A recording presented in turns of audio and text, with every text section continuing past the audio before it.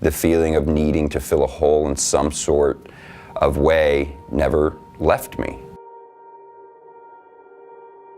I grew up in a good family with really good parents. I had a good school. I was good in school. I, played for the varsity team in football and, was sort of the all-American guy. When I was about 13, I had my first drink.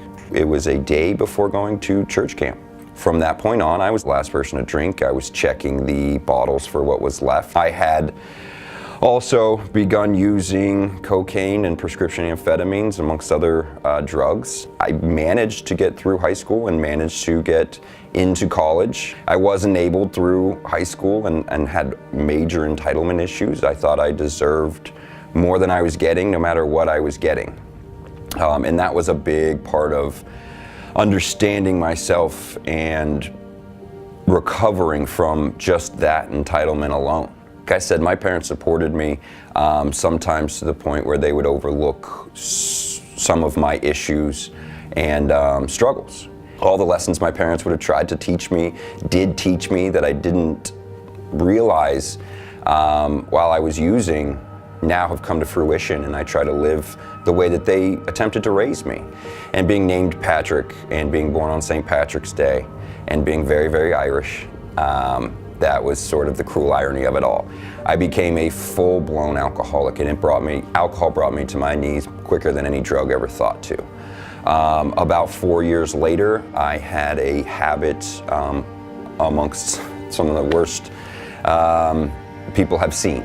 And one day, honestly, I woke up in treatment. I don't remember getting there. I remember saying I needed help to my mother, and within, 4 days, I ended up in treatment. At that point, I was back at home living with my parents, 24-year-old, who had to end up either homeless or living with his parents. I had been to jail. I had done some state treatment options. But one day I woke up in treatment, started my journey to recovery. That does not mean that I was sober from that day forward. I had a few relapses throughout the first 9 months to a year of my recovery. The tolerance never went away. The pain never went away. During my last time in a residential treatment center, I had a therapist. She was my therapist 4 previous times at the same treatment center. And one day, she finally kind of made a breakthrough, and it wasn't what you would have thought it would have been.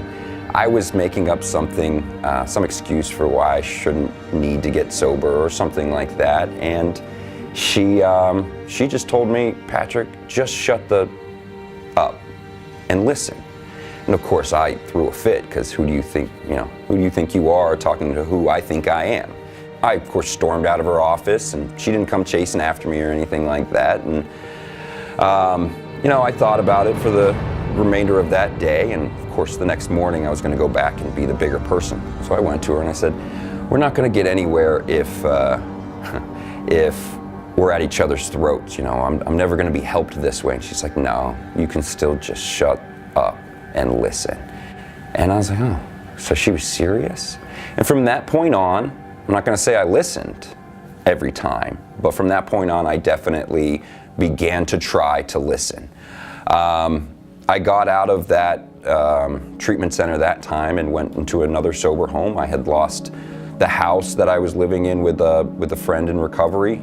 Didn't have the job and didn't have the girlfriend that I was seeing before I went in that last time. I lost everything again. The same things I had lost before, just to a lesser degree, but it just showed me how quickly. It took 5 days to lose all that, just 5 days, to go from sober to blowing a 583 in a hospital and having my mom called because I was in a coma. So 30 days later, I got out of treatment again, and they had to scholarship me through, and luckily there were 3 people who still believed in me in that treatment center, in the world. Certainly wasn't myself, and when I got out, I had to go back to another sober home. So my journey really started then when she told me to just shut up and listen. And oddly enough, a home group that I had never been to basically their group conscious, or the rules of the group, were to shut up and listen. I could not share in that meeting until I had made my first amends, which is the 9th step. Surrendered and gave myself to a higher power of my understanding, and just started writing all my resentments. I wrote down every person, not that I resented, but every person I had ever met, because the likelihood that I resented them turned out to be about 70%. For whatever reason, I found somebody had done something wrong unto me, or I had done something wrong to them, with 70% of the people that I'd met in my life. So I wrote and I wrote and I wrote and I wrote, and made sure that my 4-step was thorough, and that I tried not to at least consciously miss anything in my past. And by doing that, I ended up with the patterns of my behavior, the patterns of my personality. Now, when I'm upset about something, I can look back at that and realize that's who I am, and I don't have to be upset because I understand why.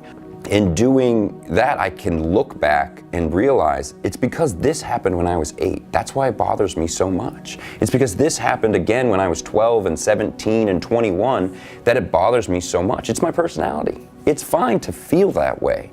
It's just not fine to harbor that feeling for so long that it becomes a mood or a state of mind that rules my life, that may lead me back to drinking or treating people poorly or being a bad son or a bad friend, just a bad person in general. I can change that behavior, the perception of why that person is doing something to me, in my opinion, and realize that they're not. It's just my sensitivity towards that certain thing. That's just it.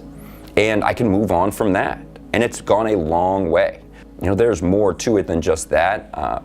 The ability to just sort of let it roll off my back, so to speak, is in large part because of I found a higher power. And it's ever evolving. And the program has allowed me to do that. People I talk to all have a different idea of what a higher power provides for them. The different ways people describe how they've come to realize that there is a higher power has allowed me to understand more and more what mine is.